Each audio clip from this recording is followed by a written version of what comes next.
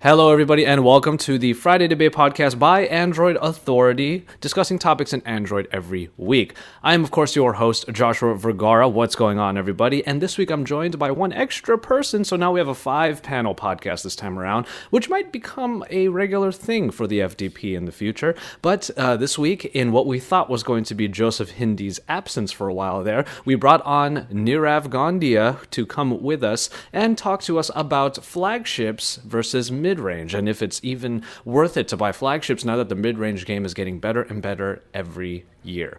Now, Joe did eventually get online just in time for him to join in, so we have 5 people on the podcast this time around, and you can follow all of the hosts on social media. You can find all those links at the Friday Debate podcast post at androidauthority.com. If you are watching on the YouTube channel that we have up for those of you who aren't on podcast networks, you can hit the card over on the top right of the video, and you will be able to get to that post as well. But one of the best ways of listening to the Friday Debate podcast is, of course, to go to your favorite podcast networks and apps like Stitcher and iTunes and Pocket Cast, and soon to be SoundCloud as well. And we will give you information on how to get on SoundCloud for those of you who have been wanting the FDP to be on SoundCloud.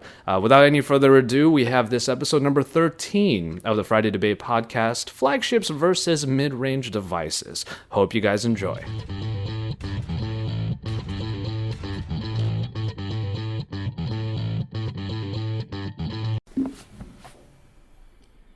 So how about the way them? We do it. What? Yeah. Everyone wants to take Joe's throne in their beginning joke lines.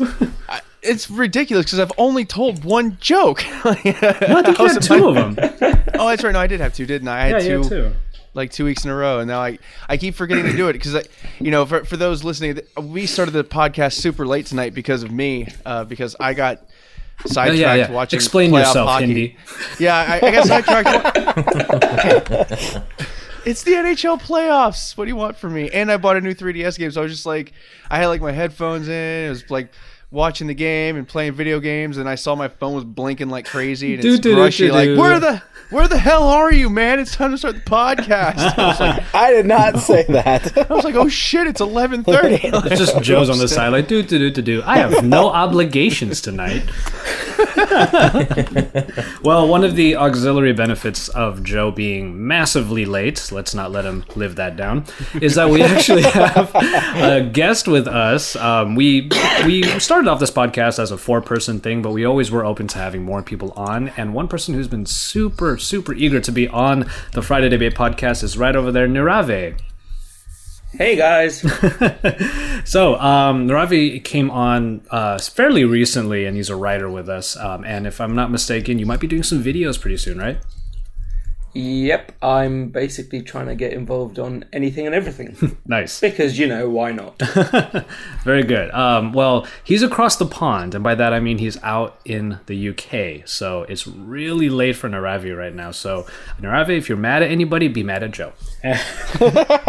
Joe, we're going to have words after. Oh, great. Everybody wants to talk to me now. How are things going on that side of the earth right now anyway, Niravi?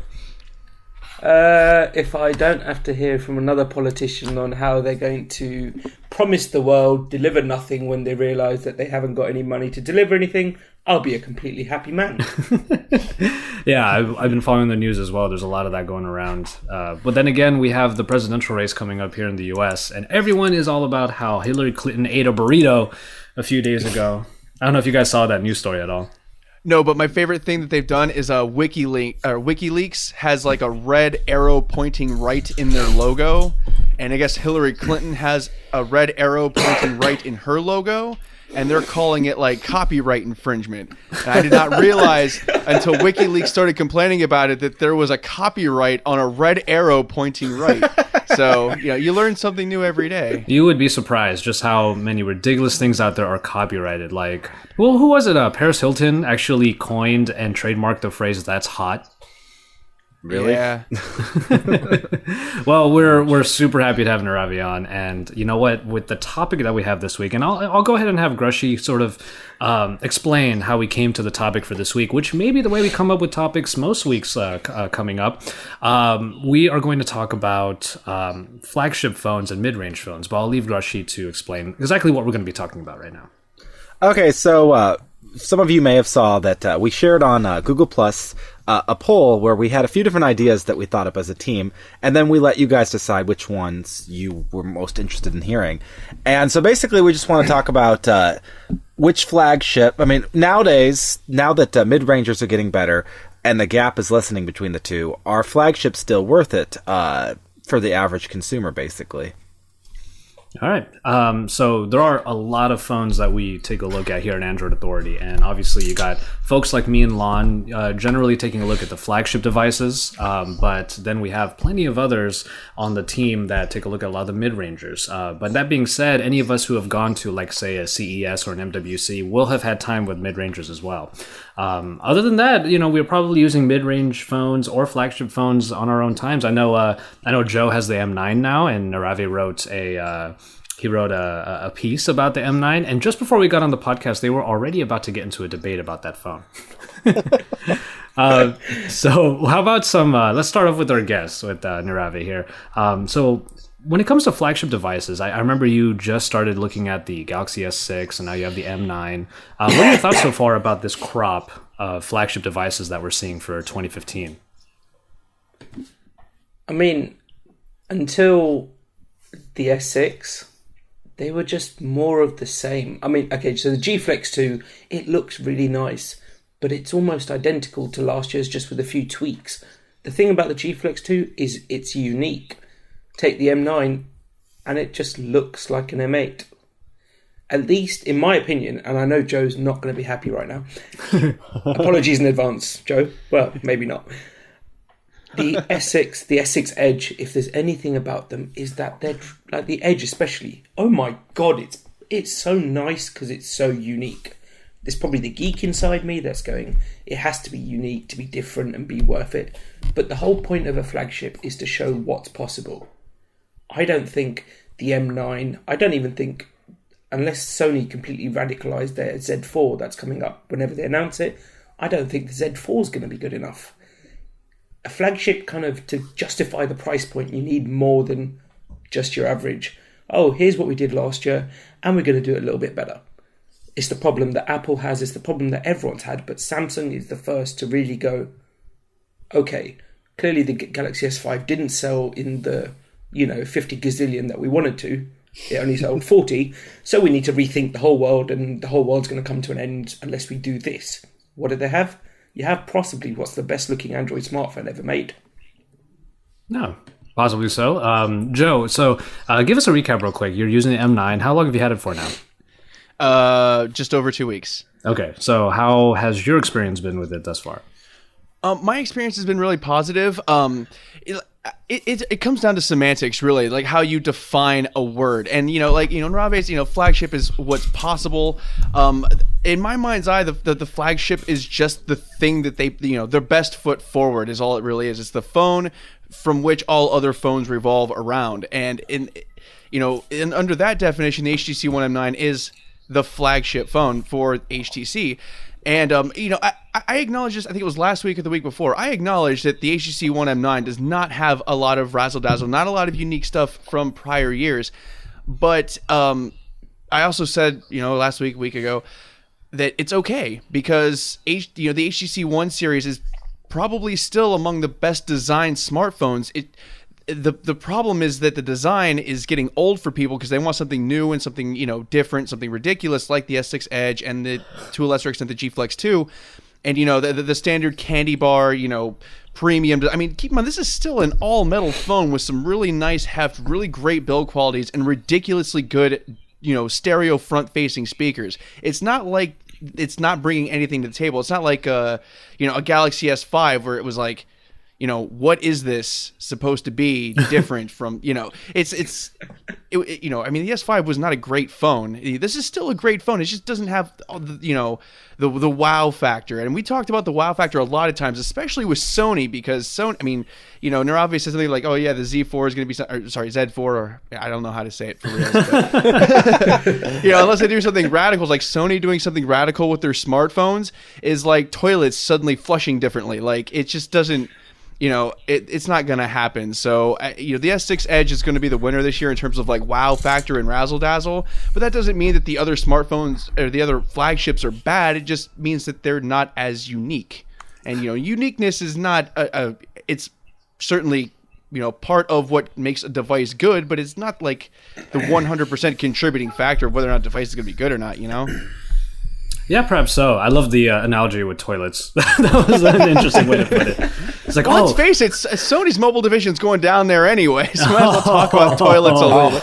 What are you all ho-hoing? We had a whole freaking podcast where we all agreed to that. We really did, but then now there are leaks of the Z4 or the Z4 coming out, and they're not going in the toilet per se, but I guess they're making it clear that with a half-year release cycle, they know that they're not going to necessarily keep up with the latest and greatest that's out there. I would stop short of saying that they are in the toilet. I just thought it was funny that you could get a new model toilet and then the company is saying stuff that's new about it when there really isn't. Look, it's a bidet now. And isn't that like kind of like exactly? It's like the S6 Edge is like the toilet with the seat warmer, whereas the HTC One M9 is the toilet that flushes. And it's like at the end of the day, they are both freaking toilets. They both freaking flush. And at the after 5 minutes of sitting on one, like you're gonna notice the seat warmer anyway. So Joe's thought a lot about this apparently. I have not actually. So we're essentially establishing what a flagship is, especially since we have some of the phones that have come out already.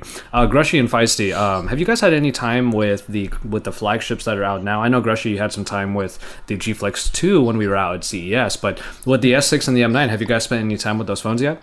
I have. You have? Okay. Which ones? All of them now. Oh, okay. Yep. So what are your thoughts on how the flagship game is working here? Because where I want to go from here is we're establishing what a flagship is, but then the much more loaded question coming after that is what exactly establishes a mid-range product? And that's something we're going to get into in a sec. To me, I agree with Narave. I'm not impressed by the M9. I mean, it's not that it's a bad phone. It's not a bad phone per se. It's just not what I would expect from a flagship. To me, it feels more like a mid-ranger, honestly. Okay. I guess I kind of think that, flagship is they're throwing everything that they possibly can, especially now that, which we'll talk about later, but now that the gap has lessened and you're seeing quad cores and even, you're starting to even see 1080p resolutions in the mid-range. And now that you're seeing all of this, the gap has lessened so much that the flagships need to raise up the bar, and I think Samsung did a great job with that. But HTC, the specs that it brings to the table, we're seeing from some mid-rangers, other than maybe the Snapdragon, 810. And so I guess I just feel like the M9 hasn't done enough to raise that bar. And I'm not for sure how the Z4, rumors claim that it's going to have an all-metal body. We weren't confident enough on that rumor to post about it on our site, but that is the going rumor. And supposedly it could have which I don't know if this would make even sense, but supposedly it will have a fingerprint scanner in the power button. I don't know how that would work, but that's what supposedly they're doing. It's going to be a humongous power button. I know, that's what I was thinking. It's like, I don't know how the heck they would even pull that off, but it was a semi-credible leaker, so I'm not going to get into a whole lot. But so there's that. And then the LG G4, I'm excited about it, but I'm not for sure if I personally like the leather look. I mean, I think it's to each their own. I'm not necessarily impressed by the look, but I know there are people who enjoy that.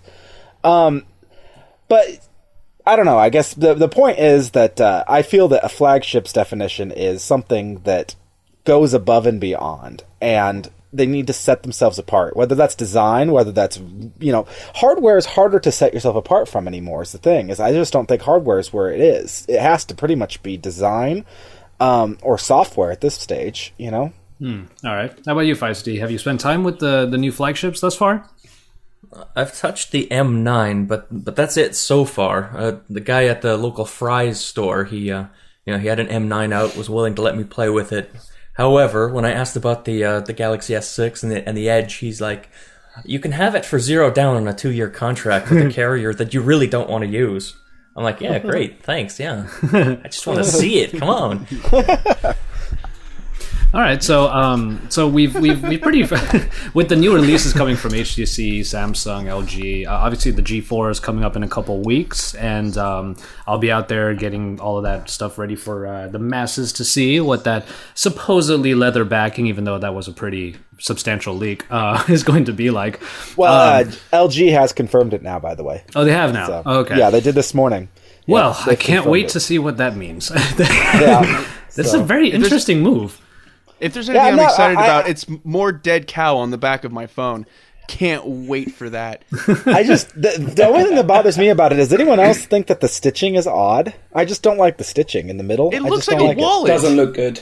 It looks like Yeah, a wallet. That's what bothers me about it. It's not leather. It's not leather that bothers me. It's the placement of the stitching. I think is what I don't like about it. Or are you gonna? Hey, at least it's not fake stitching like the like the Galaxy Note 3 with the Well, faux we leather don't- back. yeah, it and is it had, definitely- like plastic molding stitching on the side of it to make it look authentic, even though there was no actual leather or stitches on the thing at all. They officially said it's like what they called it, like aged leather or something. So yeah, it is officially leather. It's not a pleather or anything. It is actually legit. Veggie what? I don't know. It was like veggie aged, or it's the way that it was done was with, I don't know. That's what it said on the thing. Did they beat the cow to death with a stalk of corn? Like I don't guess. know what that means. I'm not for sure how that. I'm not a leather expert, so I'm not for sure what that means. Let's see. Yeah, they said vegetable tanned. There we go. Vegetable tanned leather cover. Veggie aged. I'm not exactly sure what that means, but I'm looking not it up. a Hold on. leather I'm gonna look. connoisseur. It sounded for a second I there. would take a wild guess that the acidity from the vegetables it just stains the Yeah, leather, probably but- so. Yeah, I don't know. well, Yeah, who that is a knows? thing. But it Okay, yeah, I'm not an expert on leather, so it sounded for a second there, Naravi, you wanted to chime in on the G4? Oh. So yeah, I mean the G4, the G3 was probably one of my favourite devices. I liked it, apart from little bits and bobs. But there's something about that leaked design that just kind of, I mean, the leather's just an accessory. It's one option. But I think that just the fact that they've put that leather leak out there, or is leaked out there, and I've got very kind of, my views are that companies leak pretty much everything themselves, whether they like to admit it or not. The fact that they've put that leather out there, from what I saw, it's already put a lot of people off it, even though it's just a back cover. Yeah, exactly. It's I really don't know what to expect from it because it's. I do applaud them, though. I mean, they haven't confirmed it, but if you look at the early leaked images, there appears to be at least 3 models that still have a plastic back. So if you don't like the leather, at least you have an option. Well, then the LG is why was that the leak then? That's what I was asking. But also is it almost as if LG is trying to go Moto Maker in a way or something like that? Like, is there going to be a wooden back or something like that? Well, I found it interesting that the word choices. I mean, granted, yes, it is technically a cover, but they didn't say in their official confirmation. They said it has a leather cover. They didn't, and you could interpret that as maybe it comes with plastic, but you have the options of buying leather. The way that they worded it, it's hard to say if it actually comes with it or not. I can just already imagine having a leather bound phone in my pocket, and there's going to be just that. If let's say I'm wearing like a pair of tight jeans, that one section on my thigh is going to be sweaty as hell. Like I can't. I'm not looking forward to that at all.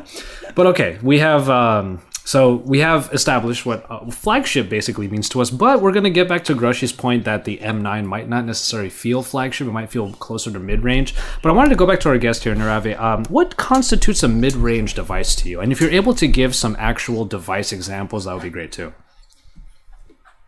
See, this is probably the topic that you could talk for 10 hours on, because everyone's going to have different views.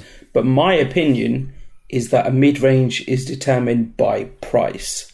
To kind of give it some context, because you get mid-range devices that you may classify mid-range, such as, I don't know, let's take one of the minis as an example. I think S5 mini, or an S4 mini, sorry, that launched, and it was only 50 quid cheaper than the normal one, but the specs were stuff you might find on a £150 phone.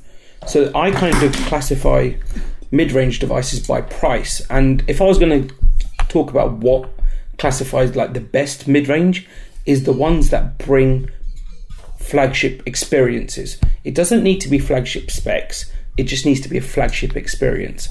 If you take like the Xperia Z3 Compact and you took the Xperia Z3, the Z3 Compact brought the exact same experience but to a lower price point, and it was the mid-ranger. A lot of people preferred it to the actual Z3 itself, but it's an example. The other kind of mid-range I probably think about are like the Honor phones or Huawei, even like the likes of OnePlus One. I'd consider that as a flagship device based on the specs, but because of where they're pricing it to kind of who they're targeting, the ideal mid-range is one that kind of brings the flagship specs to a mid-range price point, but is targeted the main consumers, the ones who can't afford to spend £500 on a phone, or in dollars, $800 off contract on a phone. The ones who can only spend $300-400, or they want maybe $50 down on a phone. That's how you classify what's a mid-range. And if you kind of look where everyone's going, we're seeing the flagships that are the be-all and end-all, but then everyone seems to be kind of toying with trying to release a flagship or a flagship-like device in the mid-range, just like Google did with the Nexus until they made the Nexus 6 and ruined everything.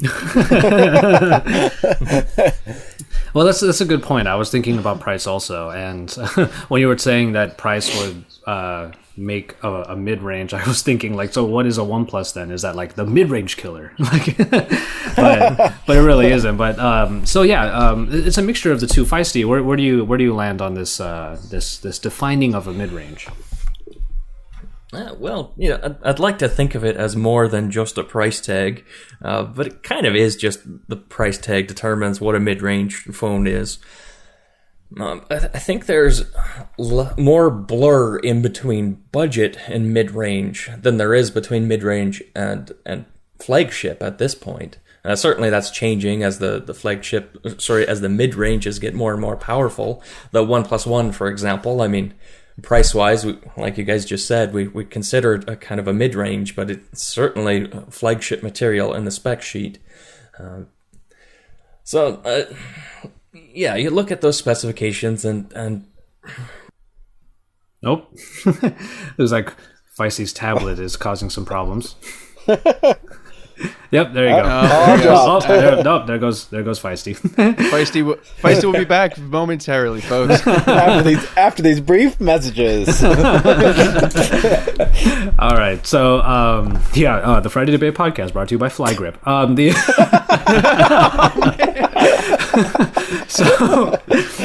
So Grushy, how about you going and chime in there? So Feisty, I think, is just about coming back on. Are you back there, Feisty?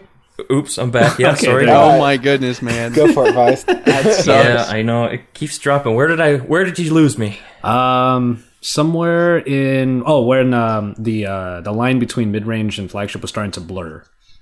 Yeah. Oh wow! Right at the beginning, I rambled on for 2 minutes, and you guys just ignored me. No, Skype did. No, you were talking about like the one the mid-range phones were getting more powerful, like the OnePlus One. Yeah, and then that's about where you cut out. Oh, so it was just me that was ignoring him? Okay. Yes. Nice job over there, host. Yeah, great hosting. So I mean, really, what I was saying there is, really, just agreeing with Naravi and Josh so far. The price is the ultimate definer for a mid-range right now, but. If you're not running the latest and best processor and maybe down to just the 1 or 2 gigabytes of RAM, not running the most amount that's currently available for flagships, then, the simple definition, it's not a flagship, it's mid-range, but certainly, I mean, there's some budget phones that look really great as well. If you want to consider like the Moto G range, performance-wise, never mind the spec sheet, performance-wise, that's kind of a mid-range phone in my books, but we'll stay out of budget for today. We're talking flagship. See, I guess I would personally consider the Moto G more of a mid-ranger because of its experience, even if its pricing's even lower. Yeah, I was about to bring that up. The Moto G, the Moto E. I would consider that an example for sure. Yeah. So the Moto E obviously being the budget phone, but then there are always going to be those people out there. This is just me sort of pontificating here. There are always going to be people out there who look at a phone that is about maybe sub 400 and still say that that's too much in terms of price. Sure. So to people like that, I suppose they would say something like, "Oh, the Moto E is the real mid-ranger. It still provides a decent experience," and then they realize they use the word decent, and then so it's. Price does have a lot to do with it, but specifications and experience. Grushy, you were saying that Moto G can be considered more your mid-range, let's say, line? Would it be? Yeah, I mean, I find it interesting in a way that I guess in my mind at this point, you have flagships, you have mid-range, and then you have shit you shouldn't buy. I guess, I don't even consider budget a category. I figure at this point, to me, mid-range isn't really, it is priced to an extent. I guess anything... But that price can be wildly, anywhere from 180 to like, $400 maybe, to me, a mid-range, the only major difference anymore between a mid-range and a flat, I think, I thought it was interesting. Feist was saying the blur between budget and mid-range. I think there's a blur between all of it at this point, budget, mid-range, high end, there's, like I said, you're seeing octa-cores and you're seeing 1080p even in, lower priced phones at this point. You're starting to. And I guess I feel like I would consider a Moto G a mid-range phone. I wouldn't... Yes, it has a budget price, but I wouldn't consider it I guess to me, when I think budget, I kind of think derogatory, it's garbage, it can barely run, it has, you can have like one app open at a time or else it will crash. Well, which begs the I was about to say secondary, but really the third question here, which is, who actually is the person defining what is a flagship or a mid-range? Because we're talking people in the West right now, it's all of us right now. True. And we look at flagship, oh, that's the phone that we want. Everyone's going to want that. Then mid-range, oh, that's a good choice to have, and then the budget. But to people let's say in like developing countries, it's a whole different scale, which is what really intrigued me about this topic is, who exactly is asking? Because we have a very diverse audience in Android Authority, and there are plenty of people who only dream of having flagships. And I think if you asked a lot of these people what they consider budget, I think they'd probably say sub 100 at this point. Yeah, exactly. They're like, oh, Android One. Yeah, exactly. I think that would be budget. I guess I just feel like Moto E may be budget. It's high end. It's the higher end of the budget spectrum to me. I guess I feel like once you get above about $175, let's say. Once you get close to $200, I'd say you're mid-range, Yeah, exactly. And even the blur in pricing. Oh, I'm sorry, Feist. No, that was Narave, I think. Oh, was it Narave? Yeah, that was me. So where does this then kind of put the Chinese manufacturers who are basic? Where would you put Xiaomi? Because mid-range. I would say I've used a few of theirs and I've said, but some of their, I can't remember which one I used. It was ridiculously cheap, but it offered a Moto G style experience, or just not as smooth.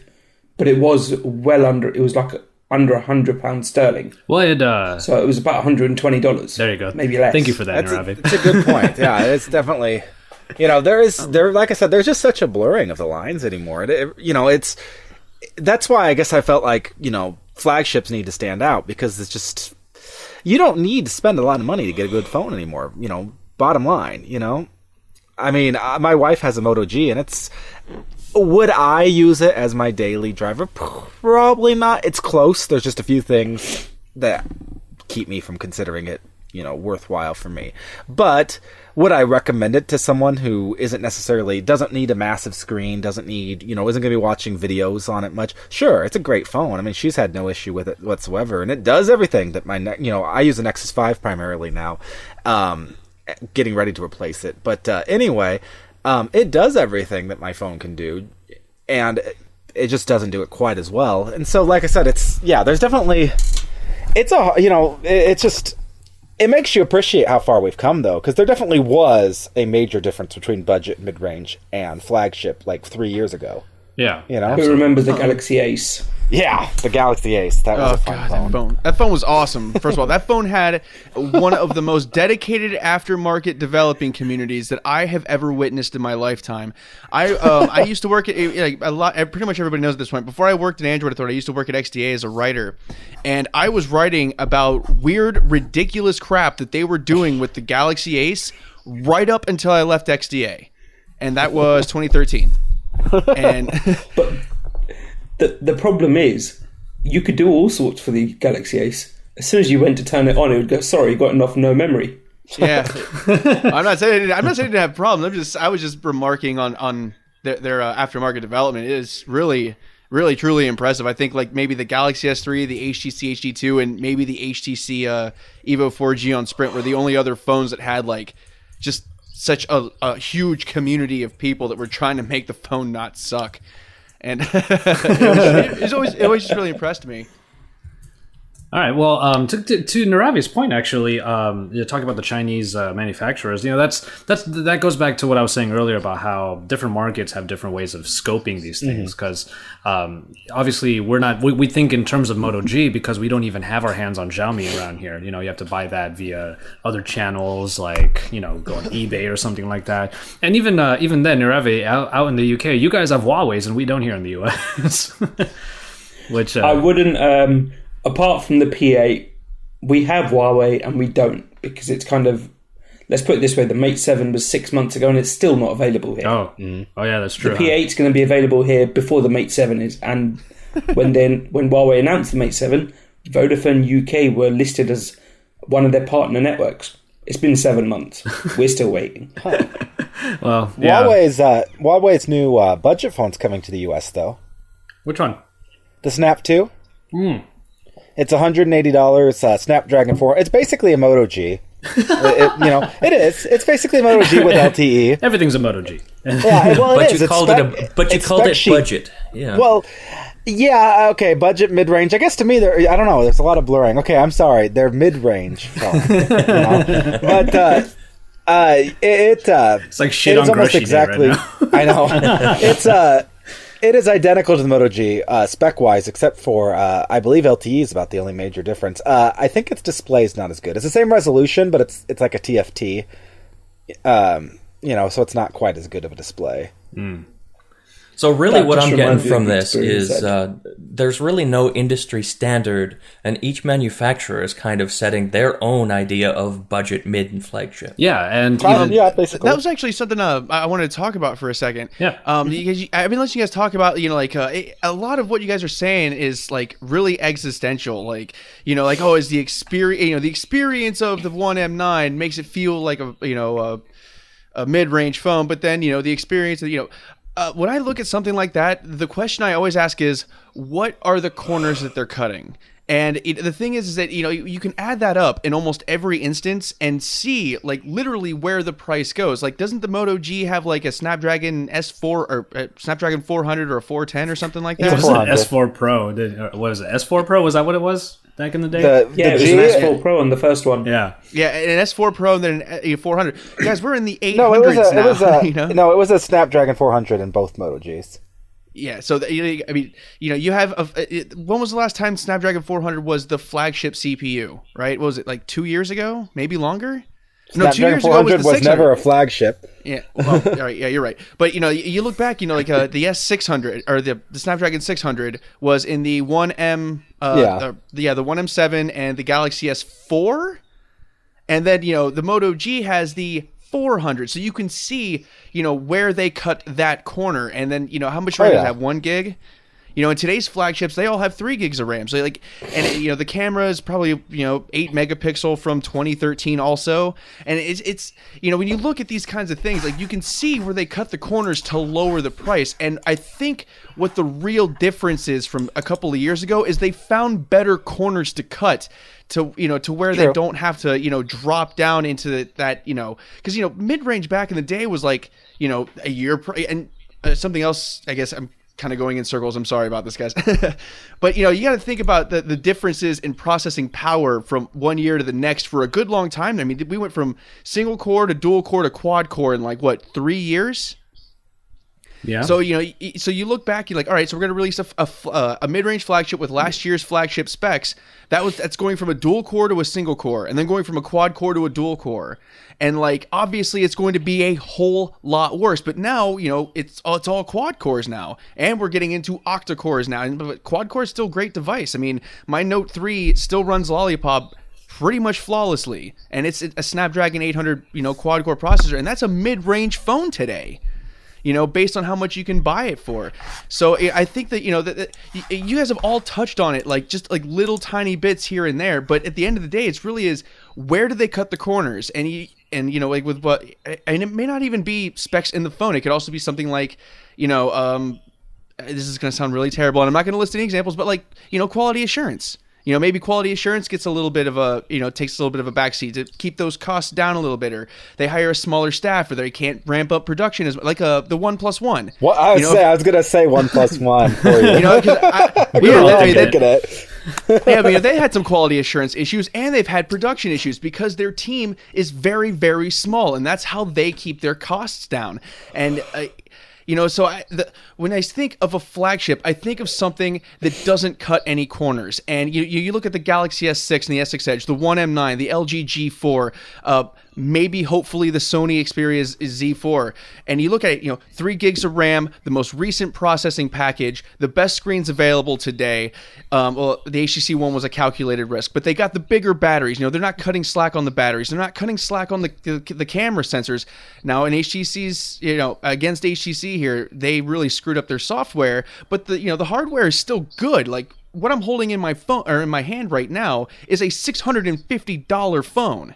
There's no ifs, ands, or buts about it. It is aluminum. It's got a huge battery in it. The 3 gigs, the octa-core 64-bit CPU from Snapdragon. It's got everything that a flagship should have. It has the best that's available today.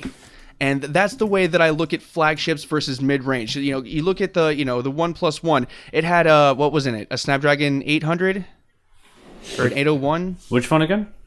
The OnePlus One. 8. Oh, 8. 800. The 800? Yeah.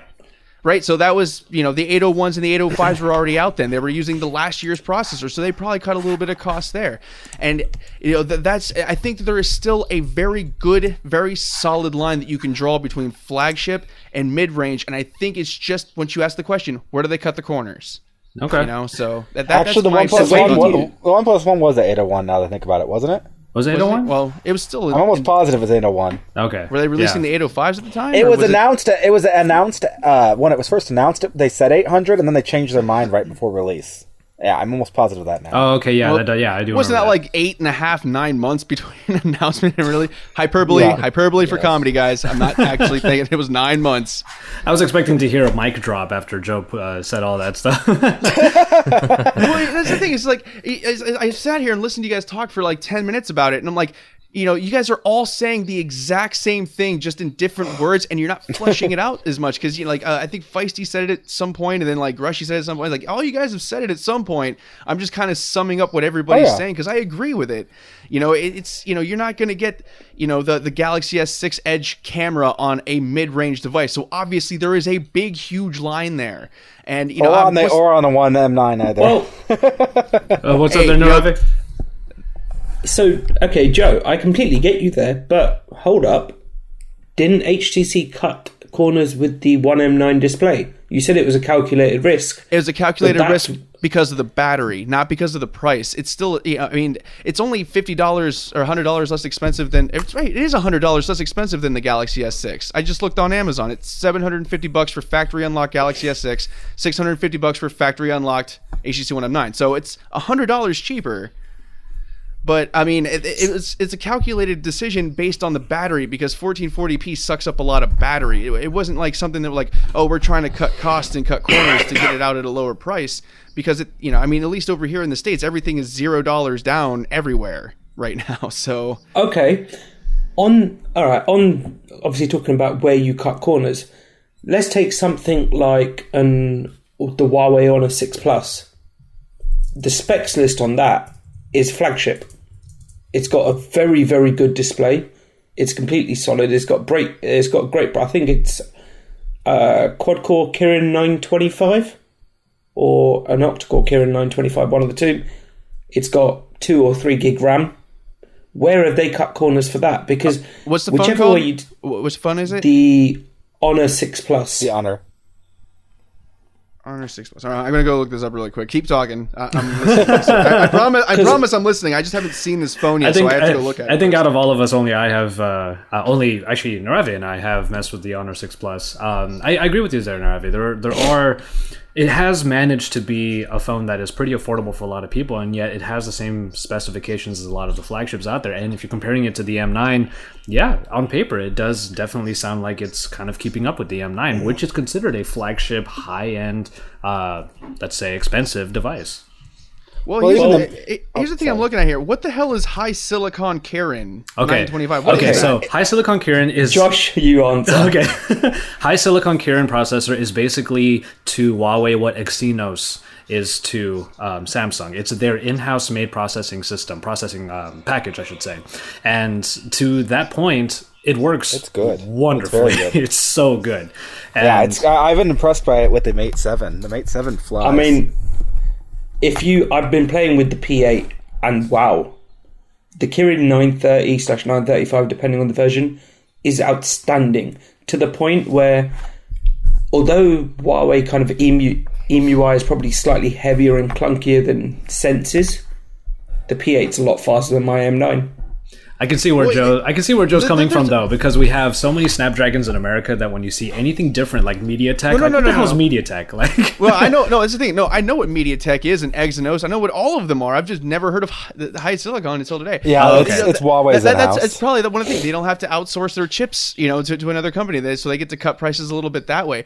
There's also that thing. You guys remember that the Nexus devices were sold under cost in order to gain market share, right? Like, you guys remember that, or they were trying to promote the Play Store or something like that. They were trying to make the Nexus devices super cheap to encourage other people to sell cheap. And I remember it was a big thing about it. The Nexus 4 was sold under cost so that people would buy it. well, you could say the same thing about the OnePlus One also. They sold it like way below what you would expect that phone to be, just so they can get recognition and like you said, That's market probably it. They're either taking a hit to it, or they're taking advantage of the fact that all the stuff was done in house. I mean, you don't have to outsource the stuff. Distribution's a little bit easier. Getting all the parts together. And another thing, first of all, I don't think anyone should be having any software discussions of any kind until Android fixes the memory bug. Absolutely none. I will not hear it. Oh, definitely. No offense. I'm not saying anybody's stupid or anyone's an idiot or anything. I just simply refuse to talk about any software optimizations, how software acts, or anything like that until my system stops taking up 1.1 gigabytes of RAM for no freaking reason. And that is Android and Google's fault, not the One M9, not any other device, not any manufacturer. That is Android's problem. So until Android fixes Android's problem, I don't really want to hear about, the software runs better because it's a matter of if Android is taking up so much RAM that the stuff that's already installed on the device can't run, then it's not really that stuff's fault. That's why Samsung started putting 3 gigs of RAM in their Galaxy Note devices, because S Pen took up extra RAM. It wasn't for performance. It was because they had extra software, extra bloat that needed to run. And in this case, Android these days is heavier than TouchWiz. So, if the Huawei, thing is using up less RAM than Sense's, then yeah, it's going to be a little bit more stuttery on the One M9. It's just going to happen. I've noticed it too. So this is this is what Joe's like after midnight after getting riled up by a hockey game. I know, he's been really... You've been on it, brother. He has been. Well, see, that's the thing. He's pumped. So much of our conversations are so philosophical. Like, how does the device feel? And, how well does it work in your day-to-day activities? Depending on whether you watch videos or play video games. And the fact of the matter is, if software were absolutely perfect, you'd probably not see too much of a difference. And the software isn't perfect. And for once, it's not the fault of the OEMs. And that's something that really gets on my nerves, because for years and years, OEM skins were given the worst rap. And, they've all been, streamlining their stuff.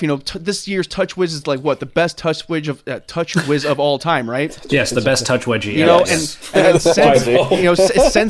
since Deep loaded a few years ago and all that jazz, like OEM skins are getting smaller and smaller and smaller and better and better and better. But now Android screwed up royal, and it's just like the idea of hearing something like, HTC Sense is bloaty and bad. No, it's not. No, it is not. HTC Sense is not bloaty and bad at all. It's Android screwing up the works this time. Well, I agree with you about Sense not being bloaty. I've got to agree as well, because as much as it sounds like I hate the M9 and would like to throw it off a bridge, I love Sense. Yeah. I think it's still by far probably one of the best Android interfaces. Hell, I've been using Sense since the HTC HD2 and Windows Mobile. That's how much I like HTC's interface, and it gets better and better every single year. Yeah, So I completely agree that Sense is kind of like up there with the best interfaces on any device whatsoever. Yeah, I'm not saying anyone doesn't like anything or anything like that. It's just it's frustrating to hear, this device lags, this device stutters. I got to think of a different way to phrase this. But it would just be, it's impossible. It is impossible to comment on the experience of any device running Android 5.0 or 5.1 right now. It is impossible because Android is broken currently. It is broken, and there is no denying that. The memory bug is right there. You can Google search it right now and find evidence of its existence in both versions. Until 5.2 or 5.1.1 comes out and that memory bug is fixed and these flagships are updated to that so that the memory management is actually functional, I think it's really unfair to compare experiences. Because right now, KitKat has the superior experience right now, guys. That's the log. I mean, if I could run KitKat on my 1M9, I'd be freaking running KitKat on my 1M9. Because I hate Lollipop on this phone right now. And I think I think that's part of the thing that makes it, because I agree, it feels like a mid-range phone sometimes, but that's why. It's because the software is so unoptimized right now that it's causing little blips in my applications, and it's frustrating. It really is. Let me tell you what happened to me here the other day with this Moto G. It's got 5.502 installed, and it doesn't stutter very much talking about that experience. But I tried to make a phone call. Yeah, I couldn't get through. It kept crashing the phone. These are phones first, right? Not computers first. I could not make a phone call. All right, so it's sounding to me, Joe, that okay. So back to our question. Yeah, we never did. Yeah, we've talked. Yeah, we've danced around it. We haven't even. I wanted to make sure we covered all of our bases, and Joe definitely made sure of that. And which is great. I'm just tricking your chain over there, brother. Joe, on the question of are flagships still worth it if the mid-range game is getting a lot better, it's sounding to me, especially since you're an owner of an M9, and despite your gripes about the M9 experience at the moment, would it be safe to say that you would still prefer the flagship lines because of what the mid-range may or may not be able to offer? We have reached the point where the answer to that question is exactly the same as it is in the laptop market. Do you need a $2,000 Alienware laptop? No? Then don't get one. It's the same thing with flagship phones these days. If you don't need something, with the 8 cores and the 3 gigs, if you need something that just surfs Facebook and, calls people, well, don't get a Moto G or you'll end up like Feisty, but... I know, can't make a call, for goodness sake. But we're getting to that point where you don't need it anymore. I mean, I can render videos and do my job on a $600, $700 laptop these days. I don't need the $1,500, $2,000 Razer, Asus, ROG flagship, Alienware laptops. And it's the same thing with smartphones. I'm not so high up, on my HTC One M9 love that I say that people absolutely need to buy these things. They don't. You can totally get away with getting a mid-range phone and have a totally great experience, but just realize that a corner was cut to get to that price point. And it's exactly the same thing with laptops. You get a $700 laptop, you get a GTX 660M with probably an Ivy Bridge i7 processor. No, man, integrated graphics. That's what you're going to get. Ooh. That's actually a good point. Not necessarily, but that's a discussion for the... But if you're playing League of Legends or World of Warcraft, like you're ever going to freaking notice. You just have to turn the graphics down to medium. You'll never know. You can still render videos on a 660M. I used to do it all the time. But, the people who benefit from something as powerful as a flagship phone or a flagship, laptop are power users, are the people who are going to be pushing this phone all day and night, doing all kinds of different stuff.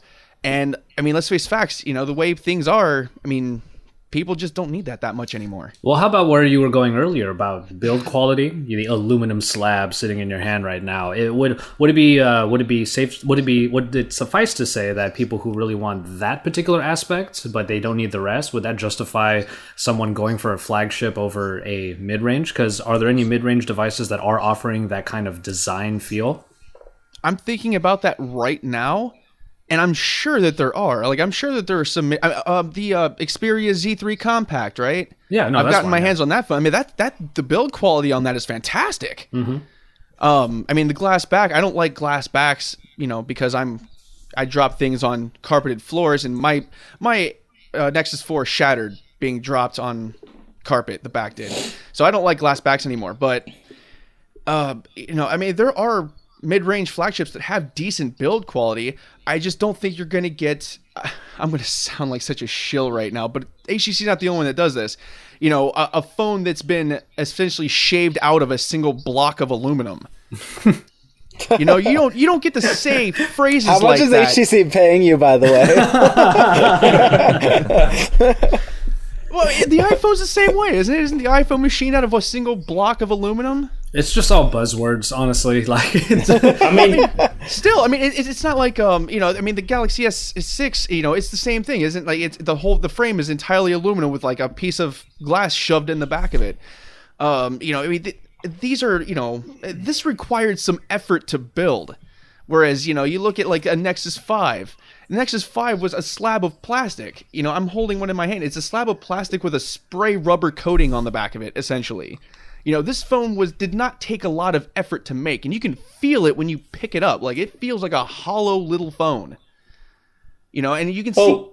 hold on, I remember you didn't you do a drop test on a Nexus 5 and it broke so bad you could see the circuit board? We don't talk about that because I did it in front of the Android statues in San Francisco. Yeah, that's the reason why I remember it, because like you dropped the phone there and it's like I remember everyone was like, sacrilege. This is sacrilege. Yeah, you could see the yellow circuit board on the back, and like it's like that's obviously where they cut the corner. That and the camera and the battery. Yeah, and it's. We're really lucky that we're using Skype for this call, because with the many things we've said about Google and Lollipop and the fact that I dropped the Nexus 5 the days after it came out at the Google headquarters, if we were using Hangouts, we would have been cut off like right then and there. But yeah, you were saying, Joe? But no, you can have a great experience. You just, I'm not saying you can't have a great experience. I'm just saying that there were corners cut to get it down that low. Sure. And as long as you understand that, and you understand, because you can get different corners cut depending on who you go with. You get the Xperia Z3 Compact. You're not compromising build quality. You're probably compromising something else. But the display. Go ahead, Naravi. I was just saying on the Z3 Compact, it will be just the display. 720p yeah. Instead of 1080p. Yeah, so they played literally like 1 penny for that, because they're just trying to get them out of the warehouses at this point. But so you sacrifice a little bit of screen, you get a better battery and better build quality, or you can have the up-to-date specs and maybe have a lesser battery, lesser screen, or lesser camera.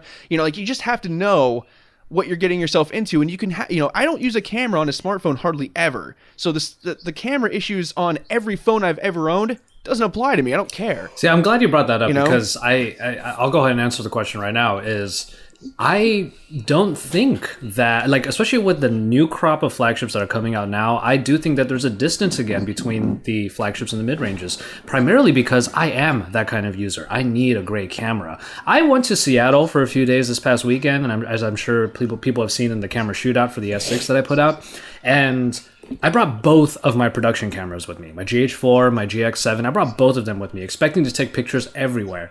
And on that first night, my buddy who we were staying with brought us out to Pike Place Market, and I didn't have any time to grab my cameras. They were still in my luggage. I just had my S6 Edge on me, and I just started using that. It was on that day that I realized I don't need to bring my cameras with me everywhere all the time anymore. And that is just simply an experience that even in the flagship game, I can only get on an S6 because Lord knows what's going on with the M9, software upgrades, whatever. Its camera just doesn't do it for me. Same thing with the G Flex 2, the G3, and the G3. They're kind of there. They're not too far away. Its laser guided autofocus is actually really great.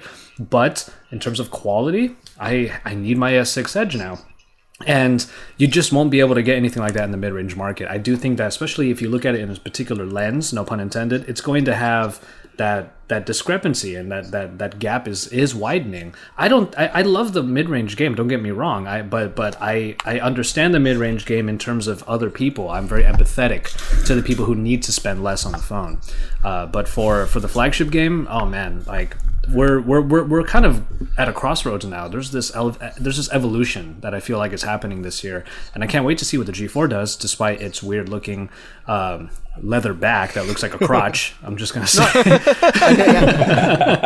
But yeah, and then the Z4. But I was gonna move over to Naravi anyway. So what were you gonna say? How would you answer this question, Naravi?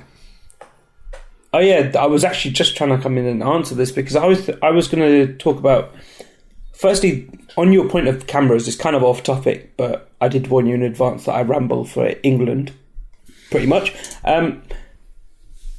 Probably the Note 4 is when smartphone cameras finally became good enough to use anywhere. I agree. And then the S6 has kind of taken it, because I've probably only ever taken 100 pictures across in 4 years on a DSLR, like out and about. I'm one of these people who shoots on his phone and only on his phone because, why the hell not? It's the best camera is the one you have on you. Mm-hmm. And that's obviously what smartphones are all for. Answering this question, going back to kind of the 1M9, obviously they haven't done a mini version this year, but in previous years you could have got the HTC One Mini, which brought the same design, but completely tanked on the specs. I think, was it the first One Mini that had a QHD, not Quad HD, but quarter HD display? Yeah, I think it was something 60 quid cheaper than the original. Yeah, I remember that. It was the 1M7 Mini, if I'm not mistaken. And in their defense, that was back before OEMs understood how to do that. Because there was a point from the Moto X 2013 on forward, OEMs finally figured out how to do a mini mid-range kind of phone without screwing everything up. So everything before that, I kind of give it a wash. Just like, all right, that was a learning experience. You guys did it wrong. You would. But no, you're totally right. That phone sucked balls. Like, I'm not saying it didn't.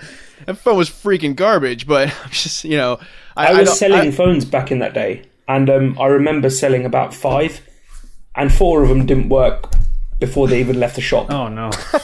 Oh, my goodness. So that means you technically sold 9. Basically, yeah. And then a couple more came back as well. Okay, so did you have more, Naravi? Oh no, sorry, that was me. All right, so let's move over to Feisty then. How would you answer this question on flagships and mid ranges? Because you just gave us a story about the Moto G not really doing it for you. So where would you stand then on the mid range / flagship battle? There's two kind of ways of looking at this. I absolutely believe in budget / mid-range devices. You guys already know I've got 6 basically budget phones sitting here on the desk. But the reason that I have them, the reason that I want them, I almost said need them, is for specific reasons. I mean, one of them is purely being used as an MP3 player, which, I mean, I bought it for $20. An MP3 player is $20. It doesn't make much of a difference. So if you have those sorts of needs, or you can split up your devices for single purposes, or just a few purposes per, maybe you have one that's dedicated to the dock in your car.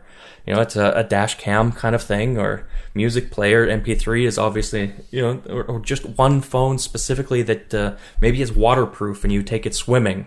In these particular cases, the mid-range, even the budget ranges, I think are priceless. But exactly what you said, all I've got is these mid and budget range phones. I tried to do something with it, something legitimate with it, and it completely failed me. So I'm shopping for a flagship level phone right now. The M9, I'm not sold on it. The G6 is as well. So I'm really hoping. I don't know about the LG, but I think I'm waiting to see what Sony's got, the Z4 or Z4. I think that, right now I'm holding out to see what they bring to the table. Did you say G6 earlier? Just trying to. Yeah, that's what I thought. I was gonna. Galaxy S6. I'm sorry. G6. It's not as late here, but I'm tired. Feisty's been holding out on us, man. He's got the G6 already. The G6, yeah. I'm mumbling through. I apologize. One day we're gonna do a podcast like early in the morning, and you know what? It might actually help Narave in particular if you'll be able to do a podcast in the afternoon rather than what is it now? Almost 6 o'clock for you. It's 5:45, but yeah, sure, guys. Listen, if you want to do one early in the morning for you guys, I am super happy with that. For sure. Hey, you know what? Me too, guys. It's approaching last call here. So. Well, it's interesting because whenever we did the scheduling, I mean, we're up to what, episode 12, 13 now? Like we always just default to going at night here in the US. I'm totally okay with it, but I'm just Okay. All right. What happens so is I ramble on for 17 minutes at a time. Sorry about that, guys. about Lollipop. About how much Lollipop sucks, and I'm fed up with it now. I can just I'm officially imagine- fed up with Lollipop. I just imagine Joe doing something very random during his day, and he sees like a lollipop on a table. He just smashes it. It's like, damn you, lollipop. All right, so now we have Grushy. Grushy, where do you stand on flagship and mid-range? So actually, I agree with you that I think 2015 is just an exciting year period for all of the sides of it. I mean, I've seen some really exciting, mid-range devices too, and I'm really interested to see, we're seeing a lot of growth of devices that don't quite fit the mid-range definition, but don't quite fit the flagship definition either. The OnePlus, I'm OnePlus 2, I'm sure will be along that line. LETV, they're having their new super phones, as they call them, and those look really impressive. Snapdragon 810. Yeah, they call them the Super 10. Snapdragon 810, all the high-end specs you would expect from a flagship, but they're going to be coming to the US, supposedly. And they're aiming for like a, $400, $500 price tag. And you're seeing the Zenfone Zenfone 2, and that's an impressive phone right there. I haven't had the opportunity to mess with it yet, but just watching Lon's review and just doing my research on it, I actually have considered buying one as one of my main phones. Just because I want to support growth in the mid-range, because I think it's important that more people be able to afford smartphones and be able to, I want to be able to. What's that? Sorry, Grushy, go on. No, it's all right. What's up, Robbie? I was going to say, do you think we're at a stage where it's no longer just your budget, mid-range, and flagship? Do we need a level in between budget and mid-range, and another level between mid-range and flagship? I think we kind of do. It's just hard to define the line. I think we already do. I mean, because like I said, I consider the Moto G a mid-range, but then the Zenfone 2 is a mid-range, yet the difference in specs is pretty substantial. See, why don't we just move over to like how we do it in taxes in the US? We have upper class, upper middle class, middle lower class, lower class. Someone's salty about paying taxes the other day.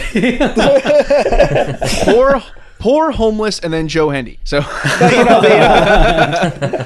guys. Kidding. You bring up the Zenfone 2, which I thought was a good. I had been thinking about the whole time we were doing this. Like, Asus is an interesting company where it seems as if the phones, now not really counting the Pad phone and the Zenfone Zoom, which could be considered fringe products, but they're actual like real top, like their flagship phone. Let's differentiate between flagship and high end at this point. Yeah, the Zenfone 2 is considered their flagship. It's just not what we would consider a flagship, but it's close. I mean, performance-wise, 4 gigabytes of RAM is kind of hard to beat.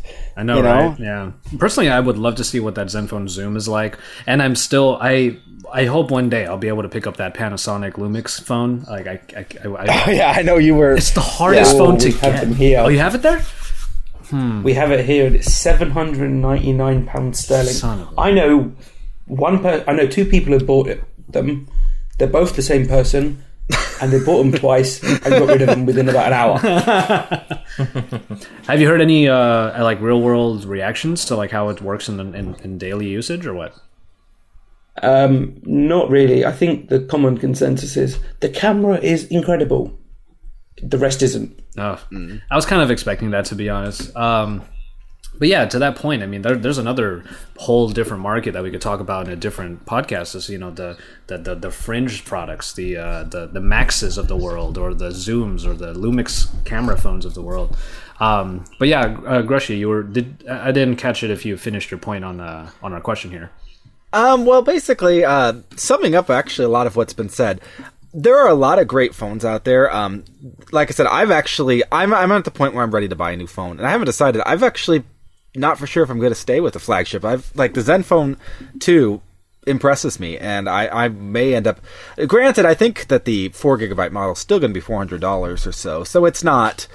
Yeah, that's it's true. like it's not quite mid-range and it's not quite flagship in the pricing. Because if you look at like LG, their pricing for their flagships at this point are only around $500 or so. So I don't know about the G4. Who knows? That could go more expensive, but I doubt it. I have a feeling the G4 will be around $500 to $600, somewhere in there. And so, do people need? Down to the actual question: do people need flagships anymore? It comes down to, what Joe said in a way. Do you mind those cut corners? And it's true. They're all having cut corners. The Zenfone 2, it has an Intel processor, which I don't mind Intel processors, but I know a lot of people consider that right there a deal breaker, in the mobile world. And it also the design. It's an attractive looking mid-ranger, but I don't know if I would call it unique either. It's, basically they took the LG, G design from the G2, G3, and then they put the power button on top, which is a weird placement. And so basically they kind of just bastardized different elements from other, and which is usually what what companies do in the mid-range, or in China too, for that matter, which this isn't a Chinese phone. But, my point is basically you're not going to get a high-end design. You're going to be missing out on a few small specs. But if you're okay to live with that, then yeah, there's no point in getting a flagship. A lot of the reason to get flagship at this point is for the status of it, to be honest. Your nerd cred, basically. That's a big reason to do it at this point. Yeah, there are other reasons. I actually agree with you, Josh, that if you're into camera experience on your phone, yeah, you're not going to get it on a mid-ranger. That's just a fact. To me, that's the line, really. See, to me though, coming from a Nexus 5, anything's an improvement. I could go to a mid-ranger and I'm like, this camera's awesome, So because I have a Nexus 5, which has I'm pretty sure you could go back to a flip phone and be like, exactly. This camera's awesome. And we'd all be like, oh, Grushy. Oh, Grushy. You just don't know. But, so yeah, but I do think that the answer to this question, there is no cut. There is no. The answer is very personal depending on who you ask, and I would say it's very regional too. Well, for for a lot of people in markets where emerging markets, etc. Where in the U.S., let's be honest. The difference for us to raise, $300 as opposed to us raising $600. Probably isn't a big deal to us, but a $300-$400 price difference to someone in a developing country or an emerging market, or whatever you want to call it, that's a huge deal, Yeah, that's always where I'm going to go when it comes to questions like this. Is I'm always going to think about like my relatives in the Philippines, and I've said this a couple of times on the podcast before. But my dad goes back to the Philippines and brings back phones that we don't use anymore, just for the people that he knows back there. So when I think about mid-range devices in that sense, I'm like, oh yeah, mid-range devices are really closing the gap. That's amazing, and I can't wait to see all of my friends and relatives back in the Philippines actually using these phones, and having the kinds of experiences that I can have on a flagship, Exactly. maybe just a little bit lesser, but still, they'll have their foot in the door, and that's all that they need, really. But yeah, if you don't have a lot of money, whether you live in a country where you just don't make as much or you just don't make as much wherever you live, is it worth it when no, it's not, in my opinion. If you have money to burn, sure, yeah, there's benefits. I mean, there's obvious benefits. Design, there's specs, there's obvious benefits. But if money's tight, no, save your money, you know? We're all... That's how I look at it anyway, Yeah, exactly. I have 2 kids and I have a lot of commitments. So to me, that's the reason I went with the Nexus 5, is I got a flagship-like... it was a flagship device, but I got a flagship-like experience, but it wasn't expensive. And, yes, I could afford a flagship device, but I would rather spend that money on, things for my kids or vacation or, so it just depends on what your priorities are, bottom line, Greshy's humble bragging right now. No, I'm just saying, yeah. I'd like to ask one question when you guys are ready. Yeah. Sure. It kind of backtracks a little bit here in the topic of, what is mid-range, what is flagship. How much weight do you guys put on benchmarks, like Antutu benchmarks and stuff? None. Myself, personally, it's an afterthought. Yeah. But what do you guys think? I feel the same way, especially in the flagship game. There's really little that, like, if we were to put into our reviews lists of benchmarking, personally, I don't think that the common consumer, which is who we mostly cater to, would look at that and say that this number's higher than this number, I'm going to go for the higher number, when there's so much more to a phone that matters. I think that it has to do with the numbers themselves. I don't think it matters because the numbers are always so close anyway. It's like, I don't know how Antutu scoring works, but it's like, this phone has a 35,000 and this phone has a 35,002. This phone has a 34,098. Clearly, it's lagging behind the competition, guys. So, I think that if it's like a huge, gigantic number of like one's, getting the 35,000 and then another one's getting 15,000, I think that matters. I think that's worth looking at. But if it's if it's really close, then it doesn't matter at all. Well, and the problem with benchmarking is, correct me if I'm wrong, because I don't put a lot of weight into benchmarking, but I know it's an inconsistent thing. You can run a benchmark multiple times and get different results within a certain variance, right? Yeah, well, you should be doing multiple tests on the same device. Well, yeah, I suppose you'll come up with an average, but I'm saying I guess to me it's just, I just don't think it's worth putting weight in, That's why I said there has to be that huge, gigantic gap there. Like, if it's, a couple, even if it's like 30,000 to 35,000, nah, don't worry about it. But, again, if it's something so gigantic, it's like half the score, like 1/3 the score, 1/4 the score, then I'd probably look into that other device and see why it scored so low. Maybe they cut corners on the GPU and the CPU, the SoC, there's something going on there that's preventing that phone from doing anything, well. I know we're pretty much at our time, and this is totally off topic, but I kind of got thinking about it. Just watching a lot of the reviews recently that that we've been putting out and stuff, and maybe it's always been this way, but it seems like recently we're seeing a lot of phones that, and Josh, you'll be able to comment on this for sure. We're seeing a lot of phones that we get a reputation, automatically they set a reputation and they're thought of a certain way. And we've even seen this with smartwatches. And then all of a sudden it's a few updates later and they're way better. It seems like, we're seeing more devices that aren't optimized out of the box when they first ship. Of course, no, definitely Has not. that always been the case, or is it just more recently now? It just seems like I've been noticing it more recently. It's been more recently now because Android is messed up. Well, Josh, to you, do you think that's been an always issue, to be honest? circle. Or It's been okay. In the past, it was more the case with some manufacturers than others, but it does seem like that is becoming. Yeah, it seems like every phone that's coming out, you'll see some post about, this update's now fixed the battery issue, or this update's now fixed this. Well, this is the thing that I always think of when I see those is just how much can you really fix with a firmware update? And what the thing that bothers me most about it doesn't bother me too much that the firmware updates have to happen after the launch. But what bothers me is that they just kind of assume that they can fix so many things in a device that's already completely packed together, in just a software update. And they promise a lot, but this is the thing that pisses me off most about it is if I'm doing a review and maybe we have some representatives from the companies in our ear, they're looking for this or that, or they're helping test and stuff like that, especially when it comes to our first looks and stuff like that. When they keep telling us that we shouldn't show this or that, or they would like it for us not to, because there's going to be a software update anyway, and this is all in terms of like embargo stuff, usually. But the thing that makes me mad about it is, if this is the production unit, just because you're going to update something later doesn't excuse how it performs now. And that's the part that always gets me when it comes to stuff like that.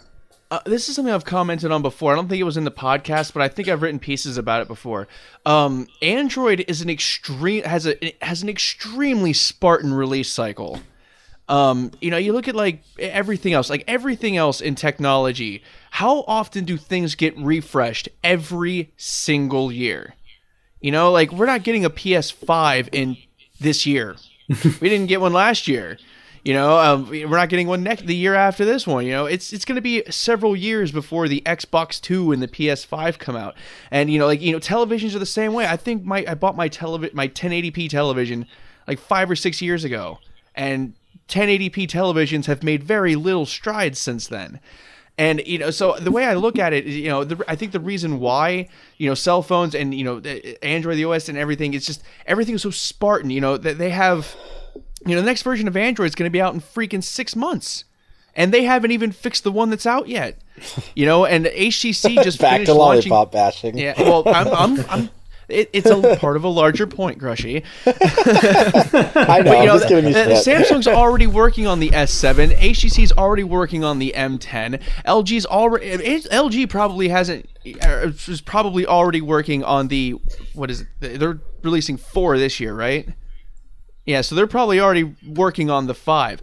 The time frame to get these things right is so slim that it's inevitable that eventually the shell's going to crack, and you're going to have these phones that have issues out of the box, and it takes the manufacturers a little while to fix them. Everybody's behind schedule, and I have long touted that Android and OEMs should take a year off. Just next year, no flagships. Make us deal with it.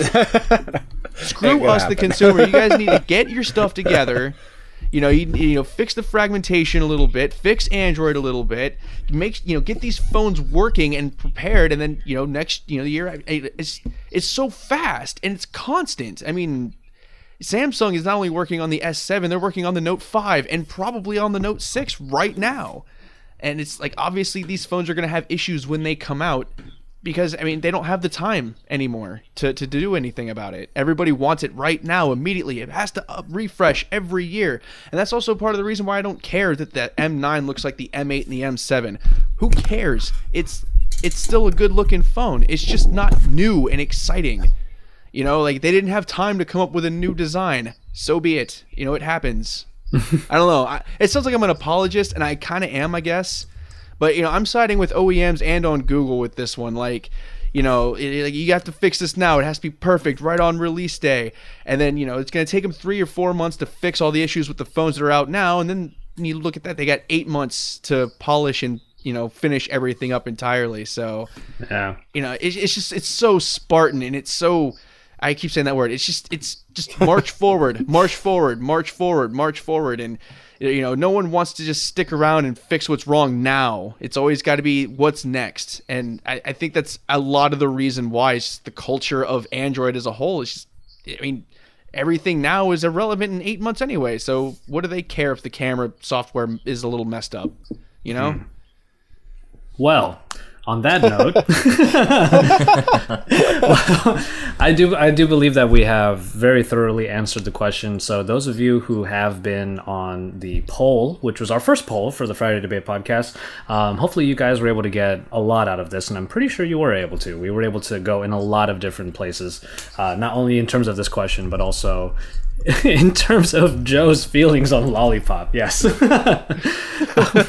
So, And for all of you that did not vote for us to talk about Lollipop, because that was an option, we apologize. well, some people in the comments That actually was that was number 3, I think, in the poll. Well, yeah, So no, some we people in the kinda- comments were saying like, I want this one, and this one. So technically, they kind of got what they wanted. So I think we did it. Well, It was all over the place, but we did it. well, with all that said, before I get into the Wait, outro, wait. What were the 2 things we didn't talk about? What were the other 2? which ones? The topics you mean? Which topics Yeah. did we not discuss? Gaming and like Play Store stuff. Yours, the stuff that's your domain. All right, great. They both suck. Congratulations, we had all 5. Oh, we didn't talk about tablets if they're worth owning. And they suck too. All 6. Feisty's out now. I disagree. Tablets are awesome. No, If they I are. didn't They have are a awesome. tablet, I Mic use my drop. tablet like 4 hours a day now. They're freaking awesome now. Oh, I'm playing Shadowrun so much on my Shield right now. So with all these budget phones, I have to have the good tablets, or I'm screwed. oh no, a whole new angle to this we didn't think about. It's big enough so he can cuddle it in his sleep. You know, I love you, flagship tablet. Go screw yourself. Budget phones. Enter They're a all, like, generic sitting on the flagship nightstand tablet crying. name here. Why doesn't Feisty love us? Oh, it's too late for me, guys. I'm going to stop talking. Well, with all that said, we will continue to be doing these polls. There will be some weeks where we have topics that are like really set in stone, especially in a couple weeks from now. For example, we're going to talk about our reactions to the G4 probably. But even then, we will have these ongoing polls, so make sure you go to our Google Plus page, and the links will be available at our AndroidAuthority.com post for the Friday Debate podcast. But you can find us everywhere on the internet. I will have Narave on our Android Authority Friday Debate Friday Debate podcast post on AndroidAuthority.com, so you can follow him on social media just like you can the rest of us. I want to extend another thank you to Narave, man. It is past 6 o'clock a.m. for you now, Yeah. dude. Thanks for hanging in there, man. I know, you are a trooper. You might have noticed I've been a bit quiet. It's because I'm He's been ever so sleeping slightly- half his time. napping Just the like- last 20 minutes. If it provides any insight, I woke up at about 8:10 yesterday morning. Oh, dear. Wow. So what, are you gonna... 22 I would say, like, if you're able to get, like, some rest, dude, I would really recommend it. I was, in the nicest of ways, just waiting till we finish off. All right. Well, Narave, thank God for you coming on, man. We're gonna have you on definitely up again pretty soon, hopefully. And if anything, we'll make this a 5-person podcast most weeks. I think that'd be pretty fun too. But as Narave gets ready for his nap, and then when he wakes up a few hours from now and grabs some Costa coffee, I want to go ahead and say thank you guys very much for listening to the Friday Debate podcast by Android Authority, discussing topics in Android every single week. As always, we have our hosts here. I'm Josh. You have Andrew Grush, Jonathan Feist, Joe Hindi, and Narave here as well. How do you pronounce your last name, by the way? I forget. Right, my last name's Gondia, Gondia. but I figured now at the end of this podcast, an hour and 20 minutes in, it's Nirav and not Niravi. Oh, I was following be Josh's completely lead. This fair, is though. all Josh's fault because I yeah, heard it him is, say the because I name just went with first. what he said, because I thought it Great was... job over there, host. Hey, what the in hell? my defense, I've been calling him that ever since the day I met him, and he's never told me I actually anything thought it different. was Narav, but then when you said to be Narave, completely I just fair- figured you were right. No, to be completely fair, I was talking to one of my PR contacts a couple of days ago. She's been calling me Niravi for about 2.5 years, so we've got loads of time Exactly. to get people. Don't So worry. it's not all my fault, okay? No, but honestly, serious note, either of them works. I'm used to both by now. We spent days together with out in China, and I called you that And every he's never freaking known. day, and you've never told me. I know, Josh, life- but it's more fun if I just announce it on the podcast. That's how we're He's been ending. planning this the whole time. Hey, Josh Vergara, you really need to stop doing it. And Joseph Hindy. And Joseph Hindy Man. and I've Andrew been Grush. hearing that literally my entire life. That's how I know it's a telemarketer. Hello, is this Joseph Hindy? Go screw yourself. Click. You can't really mess up Jonathan Feist. I mean, it's pretty pretty straightforward. Feast. Feast. He's feasting. Feast. I got feisty a lot growing up. Yes, absolutely. Dude, I wish it was pronounced feast. We call you Feasty Beastie or something like that. You know? Oh, gosh. Feast Beast. All right, so All right. All right, it's time to. I think It is. It is I time. think It it's time is. for us all to Yeah. go. It is late for all of us, and I hope you guys have thoroughly enjoyed this edition of the Friday Debate Podcast, talking about flagships and mid-ranges, whether or not they make sense with one, kind of closing the gap on the other. With that all being said, make sure you stay tuned for next week's episode as well, and we have the poll. Are we gonna have the poll up this week, Grush? Yeah, we'll have a poll. Okay. Stay tuned for the poll and make sure you let us know what topic you want us to talk about next. We're probably going to recycle whatever wasn't picked this week and then put them in for next week and just see what comes up next. Is that what we're going to do? We'll talk about it, but yeah, we'll definitely have a poll out. Okay. I have a possible idea. We'll have something fun for you guys. All right, cool. So- Well, have your voting buttons ready for the next upcoming week for the Friday Debate Podcast by Android Authority. Of course, your source for all things, everybody together, Android. Android. Man, how long have we known each other and I've been saying your name wrong this whole Dude, freaking to be time? completely honest, I did not even realise till about halfway through the call. Wait, is he talking to me? I just can't imagine what that realization was like. Just sitting there, like, are they fucking calling me Narabe? That's wrong. Oh no, it's fine. You know what? Honestly, listen. I will one day share with you some of the names I've been called, at which point you will realise why Naravi is absolutely fine. Fair enough.